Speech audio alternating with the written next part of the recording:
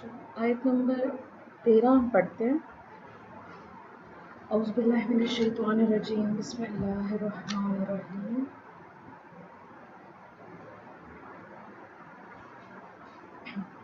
اور جب ان سے کہا جائے کہ تم اس طرح ایمان لاؤ جیسے اور لوگ ایمان لائیں، تو کہتے ہیں کیا ہم بے وقوفوں کی طرح ایمان لے کر آئیں؟ سن لو، بے شک یہی لوگ بے وقوف ہیں مگر یہ جانتے نہیں۔ اب اس آیت میں تھوڑا سا اس کا پڑھتے ہیں اس کے بارے میں کہ یہاں الناس کا یعنی یہ جو کون لوگ کہہ رہے ہیں، بیک گراؤنڈ دیکھیں ہم کیا پڑھ رہے ہیں۔ ہم پڑھ رہے تھے منافقین کی نشانیوں کے بارے میں، تو اسی کا سلسلہ چل رہا ہے کہ منافقین کی ایک اور علامت جو ہے وہ بتائی جا رہی ہے، اور وہ یہ ہے کہ یہ لوگ کیا کرتے ہیں کہ جب ان سے کہا جاتا ہے کہ ایمان لے کر آئیں، شروع میں جب ان کو دعوت دی گئی تھی نا، ان کو کہا گیا تھا کہ ایمان لے کر آئیں، تو یہ آگے سے یہ کہنا شروع کر دیتے تھے کہ ہم اس طرح ایمان لے کر آئیں، ان لوگوں کی طرح ایمان لے کر آئیں۔ الناس یعنی ان لوگوں کی طرح ایمان لے کر آئیں، تو یہاں پہ ان کی مراد جو تھی وہ صحابہ کرام تھی، اور صحابہ کرام اور اس کے بعد آنے والے جو صحابہ کرام کے بعد آنے والے جو نیک بزرگان دین یا ان لوگوں کو یہ تانا دینا چاہ رہے تھے، تانا کس رہے تھے کہ ہم ان کی اتباع کریں، کیا ہم ان کی بات مانیں۔ تو یہ منافقین کی نشانی ہوتی ہے کہ جو لوگ اس طرح سے بات کرتے ہیں۔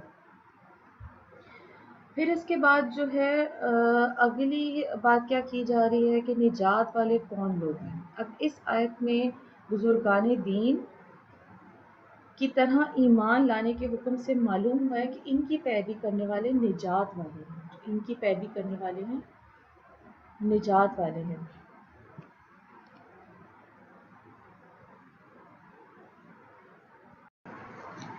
اچھا، تو بتایا گیا کہ نجات والے کون لوگ ہیں کہ اس آیت میں بزرگان دین کی طرح ایمان لانے کے حکم سے معلوم ہوا ہے کہ ان کی پیروی کرنے والے نجات والے ہیں، اور ان کے راستے سے ہٹنے والے منافقین کے راستے پر ہیں۔ جو بزرگان دین، جو نیک لوگ ہیں، ان کے راستے پر چلنے والے ہیں، وہی نجات والے ہیں۔ یہ ہم نے جب سورہ فاتحہ کی تفسیر پڑھی تھی تو اس میں بھی ہم نے سیم یہی چیز پڑھی تھی۔ اور پھر یہ بات جو منافقین کہنے والے ہیں کہ جو ان کے راستے سے ہٹ جانے والے ہیں، تو اس سے یہ معلوم ہے کہ ان بزرگوں پر تانے کسنے والے یہ بہت پہلے سے چلتے آ رہے ہیں۔ بزرگان دین پر تانے دینا، ان کے بارے میں برا بھلا کہنا، یہ تب کے دور کے حضور اکرم صلی اللہ علیہ وسلم کے دور سے ایسے لوگ چلتے آ رہے ہیں۔ تو اس آیت کی روشنی میں صحابہ کرام، ائمہ اور بزرگان دین کے متعلق اپنا طرز عمل دیکھ کر ہر کوئی اپنا راستہ سمجھ سکتا ہے کہ اگر وہ صحابہ کرام کے راستے پر ہے تو وہ فلاح پانے والا ہے، وہ نجات والے لوگ ہیں، اور اگر وہ منافقین والا طرز عمل اختیار کر رہا ہے کہ وہ نیک لوگوں پر تانے کسنے والا ہے، تو پھر وہ اپنا شمار دیکھ لے کہ وہ کن لوگوں میں ہے۔ اس علماء اور صالحین اور دیندار لوگوں کو چاہیے کہ وہ لوگوں کی بد زبانیوں سے بہت رنجیدہ نہ ہوا کریں، بلکہ سمجھ لیں کہ یہ اہل باطل کا قدیم دستور ہے، یہ ان کا شروع سے یہ طریقہ، قدیم یعنی پرانا طریقہ، یہی ان کا چلتا آ رہا ہے اہل باطل کا۔ نیز دینداروں کو بے وقوف یا دقیانوسی خیالات والا کہنے والے خود بے وقوف ہیں۔ جیسے آج کل عام طور پہ اس طرح سے جب دین کی بات کرنے والوں کو، دین کا کام کرنے والوں کو، یا جو دین سے منسلک لوگ ہیں، ان کو تانے کسے جاتے ہیں اور ان کو ان کے متعلق غلط باتیں کہی جاتی ہیں۔ تو یہ اپنا شمار دیکھ لیں ایسے لوگ کہ وہ کن لوگوں میں شمار ہیں۔ صحابہ کرام کی بارگاہ الہی میں مقبولیت دیکھتے کہ اس آیت سے یہ بھی معلوم ہوا ہے کہ تاجدار رسالت مآب صلی اللہ علیہ وآلہ وسلم کے صحابہ کرام اللہ تعالیٰ کی بارگاہ کے ایسے مقبول بندے ہیں کہ ان کی گستاخی کرنے والوں کو اللہ تعالیٰ نے خود جواب دیا ہے۔ صحابہ کرام کے بارے میں حضرت ابو سعید خدری رضی اللہ تعالیٰ عنہ سے روایت ہے کہ حضور اکرم صلی اللہ علیہ وسلم نے فرمایا، صحابہ کرام کی شان یہ ہے کہ فرماتے ہیں کہ میرے صحابہ کو گالی گلوچ نہ کرو، ان کا مقام یہ ہے کہ اگر تم میں سے کوئی احد پہاڑ کے برابر سونا اللہ کی راہ میں خرچ کرے تو اس کا ثواب میرے کسی صحابی کہ ایک مد یعنی چھوٹی سی مقدار بلکہ اس سے بھی کم خرچ کرنے کے برابر بھی نہیں ہو سکتا۔ یہ بخاری شریف کی حدیث ہے۔ یعنی ہمارے عام لوگوں کا کتنا خرچ کرنا اللہ کی بارگاہ میں، بہت پہاڑ کے برابر بھی اگر سونا خرچ کرے، خیرات کر دیں اللہ کی بارگاہ میں، خرچ کر دیں، تو وہ بھی ان صحابی کے ایک ادنا چھوٹی سی جو اللہ کی بارگاہ میں وہ خرچ کرے اس کے برابر ہو ہی نہیں سکتا۔ اور پھر مطلب یہ صحابہ کرام کی شان ہے، یہ مقام ہے، تو کیسے ان کے بارے میں جو ہے وہ غلط باتیں کہی جاتی ہیں۔ اللہ تعالیٰ کے اولیاء کرام کے بارے میں بھی حضرت ابو ہریرہ رضی اللہ تعالیٰ عنہ سے روایت ہے، نبی کریم صلی اللہ علیہ وسلم کیا فرماتے ہیں کہ اللہ تعالیٰ نے فرمایا، یہ حدیث قدسی ہے، کہ جو میرے کسی ولی سے دشمنی کرے اسے میں نے جنگ کا اعلان کر دیا۔ یہ بھی بخاری شریف کی حدیث ہے، یعنی کہ جو میرے ولی سے دشمنی کرے، جو اللہ کے اولیاء سے دشمنی کرے، ان کو برا کہنے والا، ان پر تانے کسنے والا،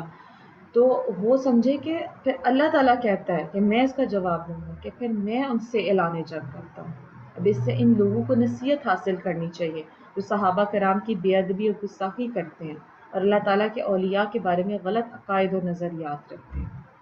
یہ اس آیت سے ہمیں سیکھنے کو ملا۔ اب اگلی آیت ہے، فرمایا،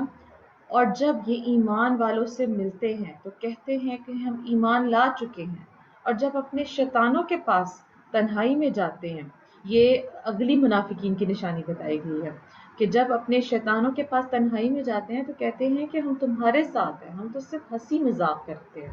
یعنی کہ جب ہم مومنین کے ساتھ ملتے ہیں تو جو ہمارا ان کے ساتھ ملنا ہے نا، وہ اصل میں ہنسی مذاق ہے، ہم کو دل سے ان کے ساتھ نہیں ہے۔ اب منافقین کا مسلمانوں کو بے وقوف کہنا اور کفار سے اظہار یکجہتی کرنا اور اپنی نجی محفلوں میں تھا یہ ان کا سارا کچھ، جبکہ مسلمانوں سے تو وہ یہی کہتے تھے کہ ہم مخلص مومن ہیں۔ اور اس طرح آج کل کے گمراہ لوگ مسلمانوں سے اپنے فاسد خیالات کو چھپاتے ہیں، مگر اللہ تعالیٰ ان کی کتابوں اور تحریروں سے ان کے راز فاش کر دیتے ہیں۔ منافقین کی علامت یہ ہوتی ہے کہ وہ ہر صف میں بیٹھ جاتے ہیں، وہ ہر جگہ جو ہے وہ یہ نہیں دیکھتے کہ صحیح بات کہاں ہو رہی ہے، غلط بات کہاں ہو رہی ہے۔ وہ غیروں کو بھی خوش کرتے ہیں، وہ اپنوں میں بیٹھتے ہیں تو وہ ان کو بھی خوش کرنے کی کوشش کرتے ہیں۔ جب ایک طرف جاتے ہیں تو کہتے ہیں کہ ہم آپ کے ساتھ ہیں، دوسری طرف جاتے ہیں تو کہہ دیتے ہیں کہ ہم آپ کے ساتھ بھی ہیں۔ تو یہ ایسے لوگ جو ہیں وہ اپنا شمار منافقین نہیں سمجھے، کہ جو ہر طرف جانے کی کوشش کرتے ہیں، جو چاہتے ہیں کہ اپنے بھی راضی ہو جائیں اور بیگانے بھی راضی ہو جائیں۔ تو ایسا نہیں ہوتا، یا ایک طرف انسان ایک ہی راستہ اختیار کر سکتا ہے۔ جیسے صراط مستقیم کے بارے میں ہم نے پڑھ لیا کہ صراط مستقیم کیا ہے، ایک ہی راستہ ہے، سچائی کا راستہ، حق کا راستہ بس ایک ہی ہے۔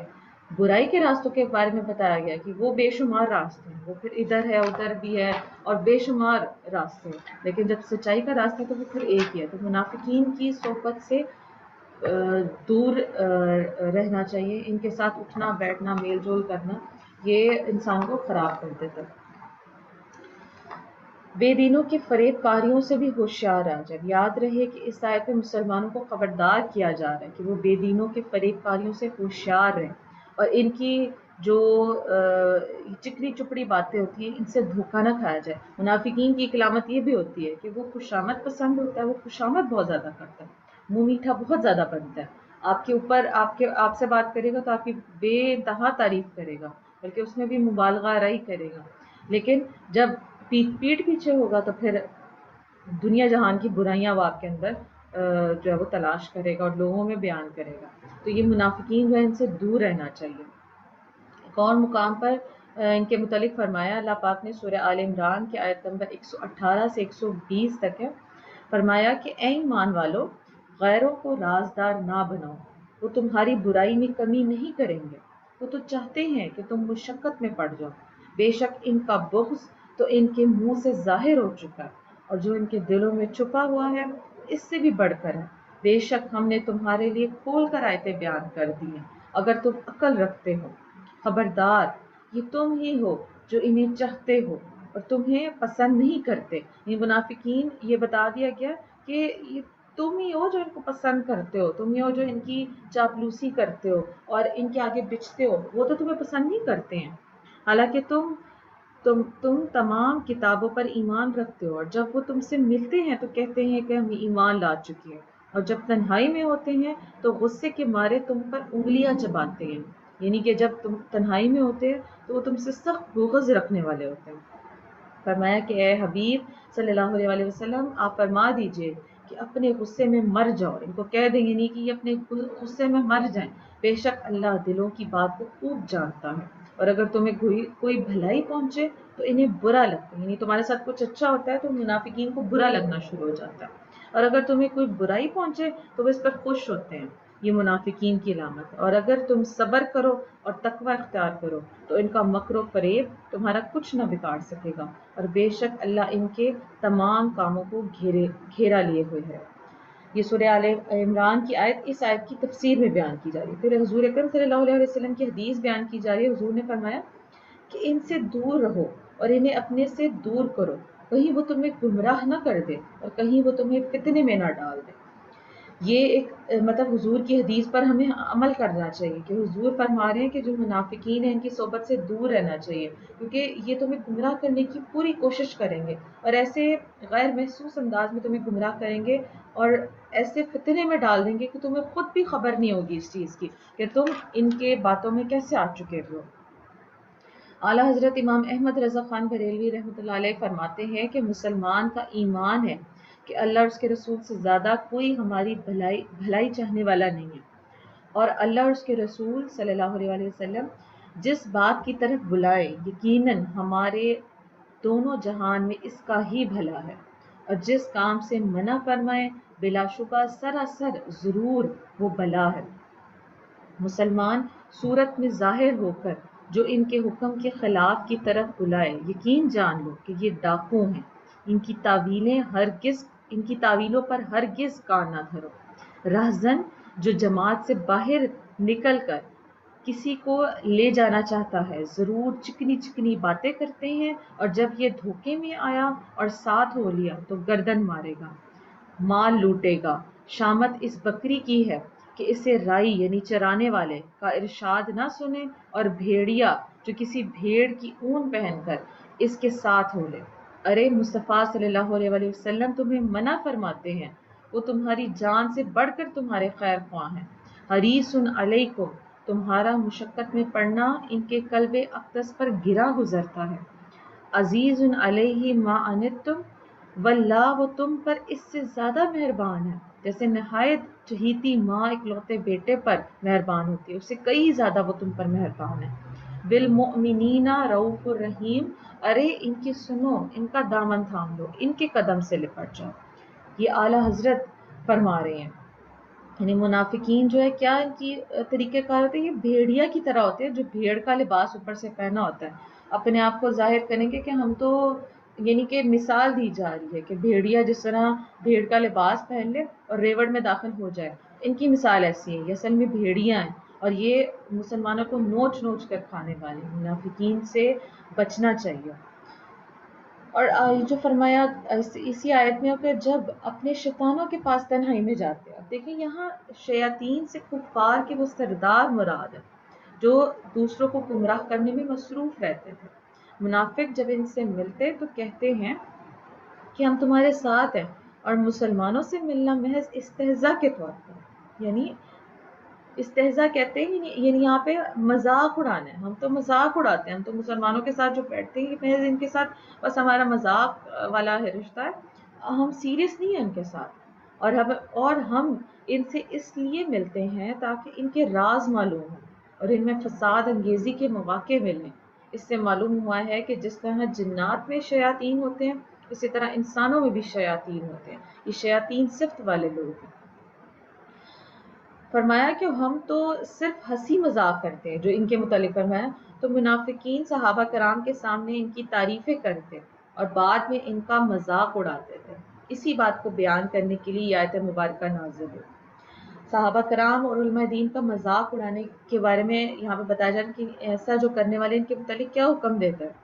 اللہ اور اس کے رسول، کہ اس آیت سے معلوم ہوا ہے کہ صحابہ کرام اور پیشوان دین کا مذاق اڑانا منافقین کا کام ہے۔ آج کل بھی ایسے لوگوں کی کمی نہیں ہے جو اپنے مجلسوں اور مخصوص لوگوں میں علماء اور صالحین اور دینداروں کا مذاق اڑاتے ہیں اور ان پر تانے کستے ہیں، اور جب ان کے سامنے آتے ہیں تو منافقت سے بھرپور ہو کر خوشامد اور چاپلوسی کرتے ہیں، کہتے ہیں نہیں ہم تو آپ کے ساتھ ہیں، ہم تو آپ کو ماننے والے ہیں، ہم تو آپ کی بہت عقیدت کرنے والے ہیں، لیکن جب پیٹھ پیچھے ہوتے ہیں تو ان سے بڑھ کر برائی کرنے والا، منافقت کرنے والا اور کوئی نہیں ہوتا. اور تعریفوں کے جب یہ سامنے آتا ہے تو تعریفوں کے پل باندھنا شروع کر دیتے ہیں. یوں ہی ایسے لوگوں کی بھی کمی نہیں ہے کہ جنہیں مذہب اور مذہبی نام سے نفرت ہوتی ہے، جن کو مذہب فوبیا ہے، لبرل آج کل کے لوگ، اور مذہبی حلیہ اور وضاحت دے کر ان کی طبیعت خراب ہو جاتی ہے. اللہ تعالیٰ ان لوگوں کو ہدایت عطا فرمائے. یاد رہے کہ انبیاء کرام اور دین کا مذاق اڑانا کفر ہے. یوں ہی صحابہ کرام کی بے ادبی یہ بھی گمراہی اور کفر کا باعث ہے. اسی طرح علم کی وجہ سے علماء کا مذاق اڑانا، دین کی وجہ سے دین سے منسلک لوگوں کا مذاق اڑانا، یہ بھی کفر ہے. اسی آیت کے ذریعے سے ہمیں یہ ثابت ہوا. آج کل جو لوگ مولوی کہہ کر اور تانے کستے ہیں اور ہر غلط بات جو ہے وہ کہہ کے آگے مولوی کا مطلب یہ کہ مولوی اس طرح کے ہیں، مولوی ایسا کرنے والے ہیں، تو ان کو تھوڑا سا سوچ سمجھ لینا چاہیے اور ان کو تھوڑی سی اپنی منافقت ختم کر لینی چاہیے. منافقت یہ اس انداز میں کرتے ہیں کہ جب ان کا بچہ پیدا ہوتا ہے تو ان کے کان میں اذان دینے کے لیے ان کو مولوی چاہیے ہوتا ہے. جب نماز پڑھنی ہوتی ہے تو یہ مولوی کے پیچھے ہی کھڑے ہوتے ہیں. جب نکاح پڑھانا ہوتا ہے تب بھی یہ مولوی سے ہی نکاح پڑھاتے ہیں. جب جنازے پڑھنے ہوتے ہیں تو تب بھی مولوی ہی ان کا جنازہ پڑھتے ہیں. تو یہ مولوی فوبیا جن کے اندر ایسا آ چکا ہوا ہے نا، تو ایسے لوگوں کو اپنی سوچ پر ذرا تھوڑا سا دھیان دینا چاہیے. اگر مولوی سے فوبیا تو پھر مولوی سے ہر طرح کا تعلق بھی ختم کر لیں. ایسے لوگ یہ منافقت ہی اپنی دکھا رہے ہوتے ہیں. تھوڑا سا قرآن پاک کی آیت سے تھوڑا سا استفادہ حاصل کرتے ہوئے سوچ سمجھ اپنی استعمال کرنی چاہیے ایسی منافقین. اللہ تعالیٰ ان کو ہدایت نصیب فرمائے. پھر 15ویں آیت میں فرمایا کہ اللہ ان کی ہنسی مذاق کا انہیں بدلہ دے گا اور ابھی وہ انہیں مہلت دے رہا ہے کہ یہ اپنی سرکشی میں بھٹک رہے ہیں. اب فرمایا کیا کہ اللہ تعالیٰ استہزاء اور تمام عیوب سے تو پاک ہے. مطلب اللہ تعالیٰ مذاق کرنا اس طرح ان قسم کے کاموں سے تو پاک ہے.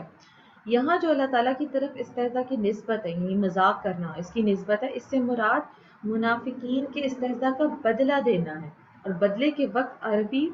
اور اردو میں اسی طرح کا لفظ دہرایا جاتا ہے. جیسے کہا جاتا ہے کہ برائی کا بدلہ برائی ہوتا ہے، حالانکہ برائی کا بدلہ تو عدل اور انصاف اور آدمی کا حق بھی ہوتا ہے. لیکن یہاں پہ فرمایا جا رہا ہے کہ ان کے ساتھ بھی ویسی بات دہرائی جائے گی. اور اس سے کئی بڑھ کر جب اللہ تعالیٰ ان کے ساتھ کرے گا معاملہ تو پھر یہ ان کی سوچ سے بھی باہر ہے کہ اللہ تعالیٰ پھر ان کے ساتھ کیا معاملہ فرمائے گا. تفسیر میں فرمایا گیا کہ منافقین خود کو عقل مند اور مسلمانوں کو بیوقوف سمجھتے ہوئے کہا کرتے تھے کہ ہم تو ان سے دل لگی کرتے ہیں. اب تعالیٰ ان کی اس بکواس کا جواب دیتے ہوئے فرماتا ہے کہ یہ بیچارے تو مسلمانوں سے کیا دل لگی کریں گے، خود مسلمانوں کا رب ان کو ذلیل و خوار کر رہا ہے اور کرتا رہے گا. اور وہ اس طرح کہ جیسے ان کا ظاہر کچھ اور باطن کچھ ہے، اور اسی طرح ان کے ساتھ رب کا معاملہ بھی دنیا میں کچھ اور ہوگا اور آخرت میں کچھ اور ہی ہے. دنیا میں تو ان پر سارے اسلامی احکامات جاری ہیں کہ نہ ان سے جہاد پر، نہ مسجد میں جانے سے ان کو روک ٹوک ہے، نہ اسلامی نام رکھنے سے روک ٹوک ہے، نہ کوئی اسلامی کام میں شرکت کرنے سے ان کو ممانعت کی جاتی ہے. مرنے کے بعد کفن دفن وغیرہ سب ایسے ہی احکامات ان پر جاری ہوتے ہیں جس طرح ایک مسلمان پر ہوتے ہیں. مگر جب یہ قبر میں پہنچیں گے تو ان کو پتہ چلے گا اور رو کر کہیں گے کہ ہمیں بڑا ہی دھوکا ہوا، ہم خود سمجھتے تھے ظاہر کچھ اور ہوا. پھر ان کی حالت یہ ہے کہ جب اسلام کے دلائل سنتے ہیں تو سمجھتے ہیں کہ شاید دین اسلام سچا دین ہے، مگر جب کفار کی مالداری اور عیش و عشرت اور یہ دیکھتے ہیں تو پھر مسلمانوں کی غربت اور افلاس وغیرہ دیکھتے ہیں تو سوچتے ہیں کہ اگر رب تعالیٰ کفار سے ناراض تھا تو ان کو اتنا مال و دولت کیوں دیا، اور اگر مسلمانوں سے راضی تھا تو ان کو اس حال میں کیوں رکھا. لہٰذا کفر سچا مذہب ہے، معاذ اللہ، اور معاذ اللہ دین کو یہ جھوٹا سمجھتے ہیں. غرض یہ کہ وہ ایسے حیران اور پریشان ہیں کہ ان کے متعلق کچھ فیصلہ ہی نہیں کر سکتے. یعنی کہ ڈبل مائنڈڈ لوگ ہوتے ہیں جو صحیح اور غلط کی پہچان نہیں کر سکتے، جن کو پتہ نہیں چل رہا ہوتا کہ صحیح کیا ہے. ادھر جا رہے ہیں ادھر بھی صحیح کہہ رہے ہیں، ادھر جا رہے ہیں ادھر بھی صحیح سمجھ رہے ہیں. اس کے برعکس جو مسلمان ہے جب مصیبت میں گرفتار ہوتا ہے تو صابرین کے درجات حاصل کر لیتا ہے، اور جب نعمتیں پاتا ہے تو اللہ کا شکر ادا کرتا ہے، اور اللہ کا شکر ادا کر کے وہ خدا کا پیارا محبوب اور مقبول بندہ بن جاتا ہے. وہ سمجھتے ہیں کہ دنیاوی مصیبتیں اور راحتیں مسلمانوں کے لیے اللہ حق تعالیٰ کی نعمتیں ہی ہیں. تو اس آیت سے ہمیں یہ ساری اسباق جو ہے وہ ملے ہیں. 16ویں آیت ہے، فرمایا کہ یہی وہ لوگ ہیں کہ جنہوں نے ہدایت کے بدلے گمراہی خرید لی، تو ان کی تجارت نے کوئی نفع نہ دیا، یہ لوگ راہ جانتے ہی نہیں ہیں۔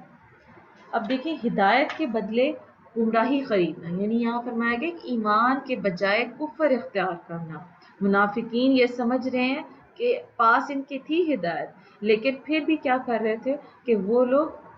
جو ہے وہ گھاٹے کا سودا کیا، انہوں نے خسارے کا سودا کیا، اور ایمان کے بجائے کفر انہوں نے اختیار کر لیا، حالانکہ سامنے تھا ان کے سب کچھ، ہدایت ان تک آ چکی ہوئی تھی۔ یہ آیت یا تو ان لوگوں کے بارے میں نازل ہوئے جو ایمان لانے کے بعد کافر ہو گئے ہیں، یا یہودیوں کے بارے میں نازل ہوئی جو پہلے تو حضور پر ایمان رکھتے تھے، جب ان کی کتاب اپنی کتابیں پڑھتے تھے تو اس میں حضور کے اوصاف تھے، تو ان کو ماننے والے تھے، اور اس کی مطلب اس کو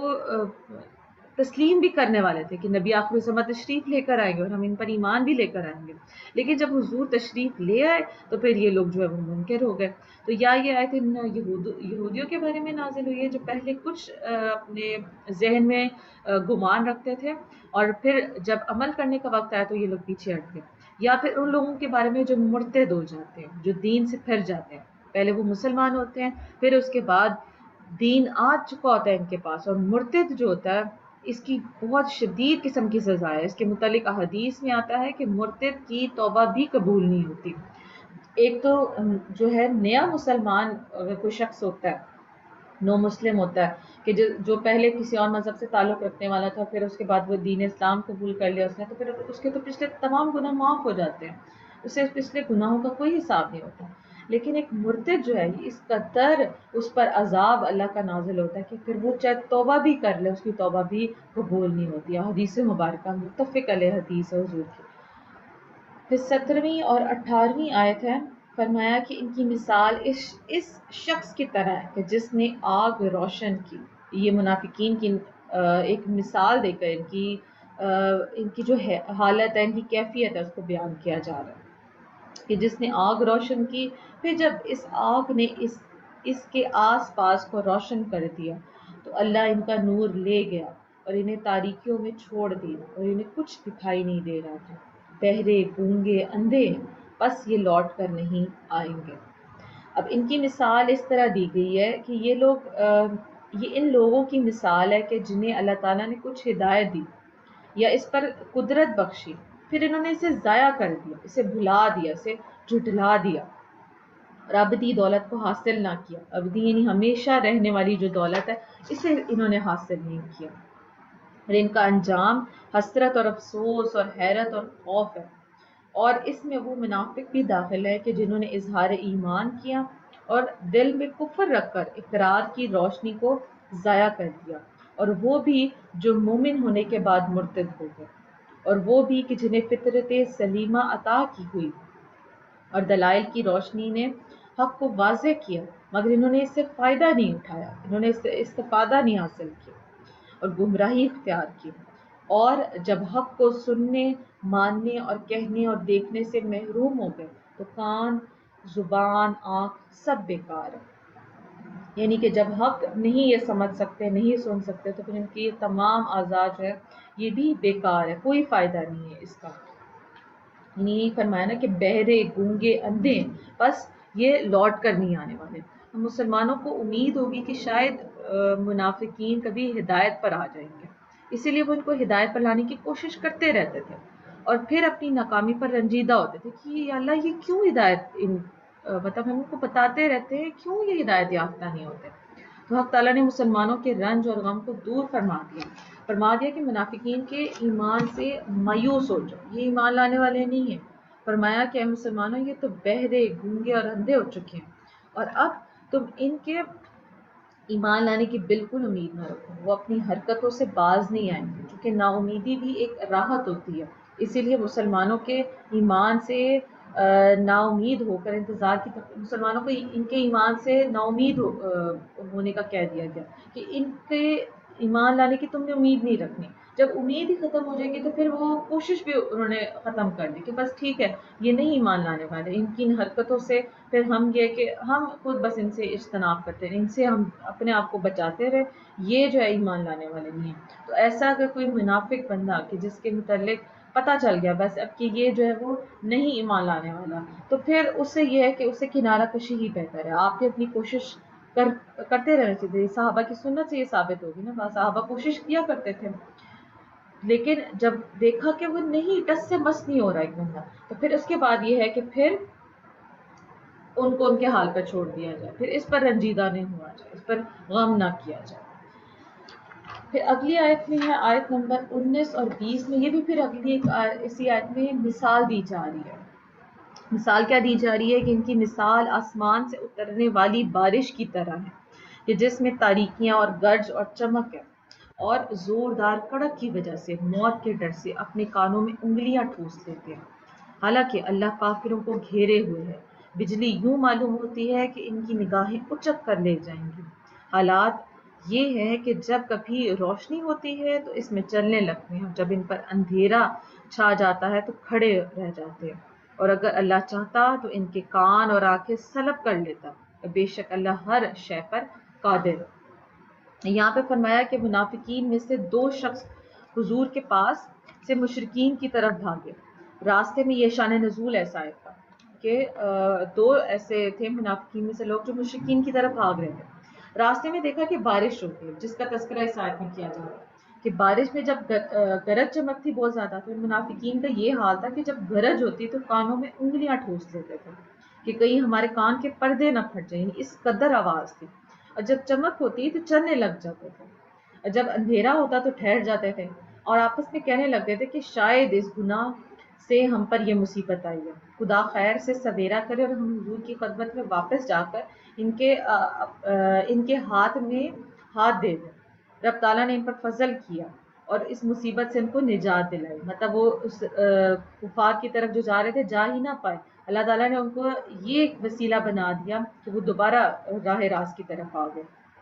انہوں نے ایسا ہی کیا جیسا ارادہ کیا تھا، سچے مسلمان بن گئے، پھر اسلام پر صحیح معنوں میں قائم گئے. اس موقع پر پھر یہ 2 آیات کریمہ نازل ہوئی جس میں ان مسلمانوں کا جو وہ ذکر کیا گیا.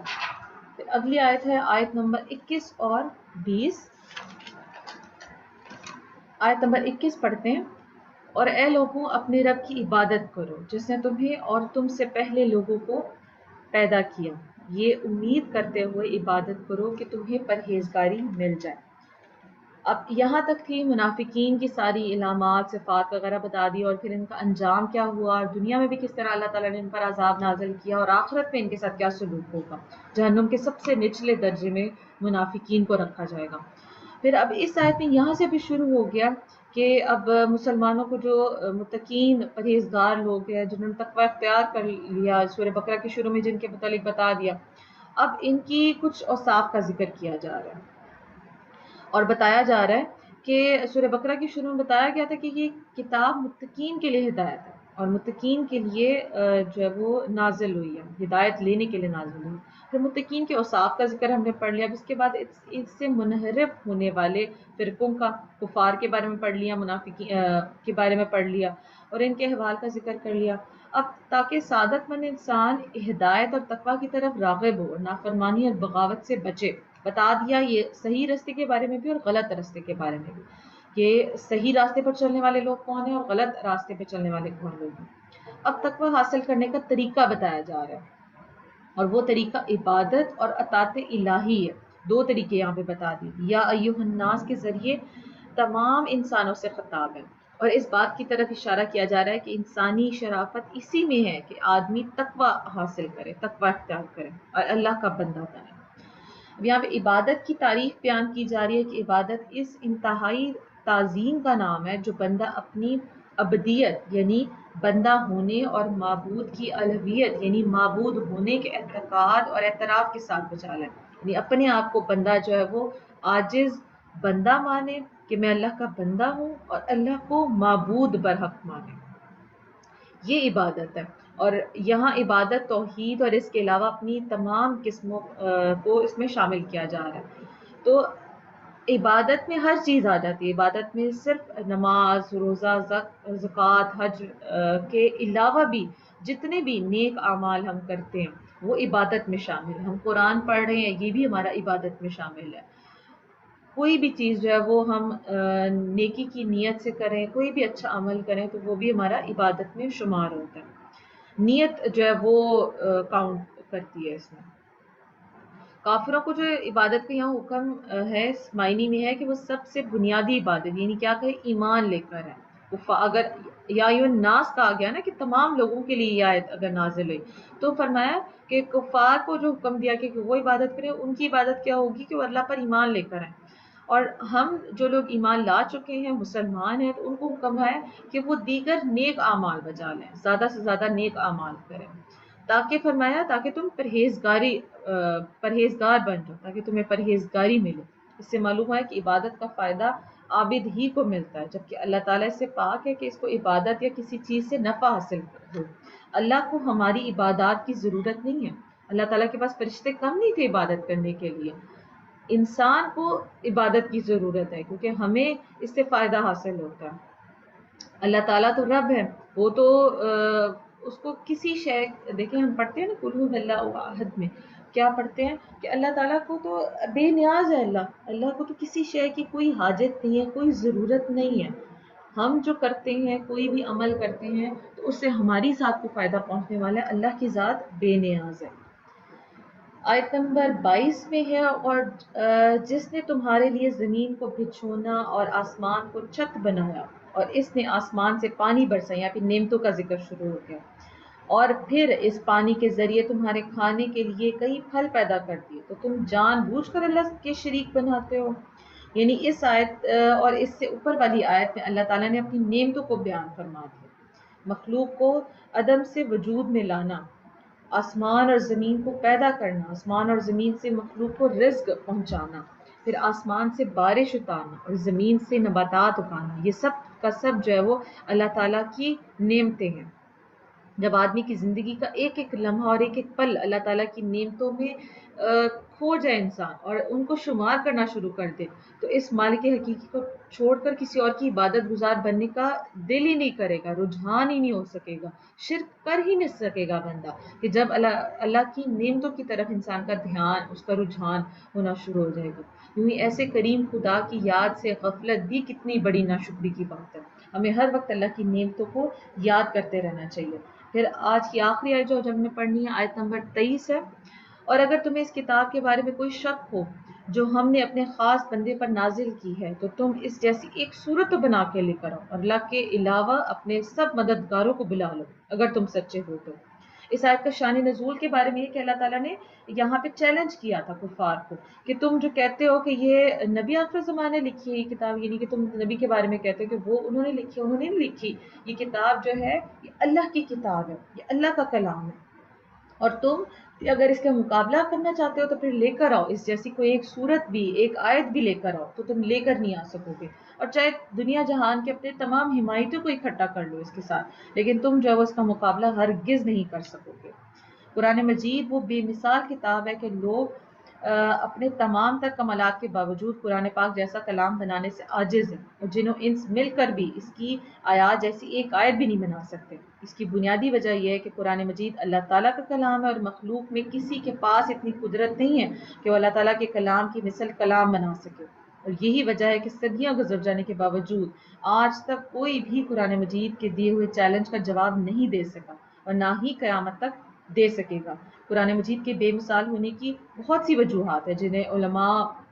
مفسرین نے بیان فرمایا ہے، جس میں یہ کہ اس میں پہلی وجہ ایک بیان کی جا رہی ہے کہ فصاحت و بلاغت ہے اس کے اندر۔ عرب کے لوگ، ہم نے پڑھا پچھلے سورہ بقرہ کی سٹارٹ والی آیات میں کہ ان میں بڑی فصاحت و بلاغت تھی، تو اس کے باوجود بھی کہا جا رہا ہے کہ اگر اتنی فصاحت و بلاغت بھی رکھتے ہو تو پھر بھی تم اس کا مقابلہ نہیں کر سکتے اس کتاب کا۔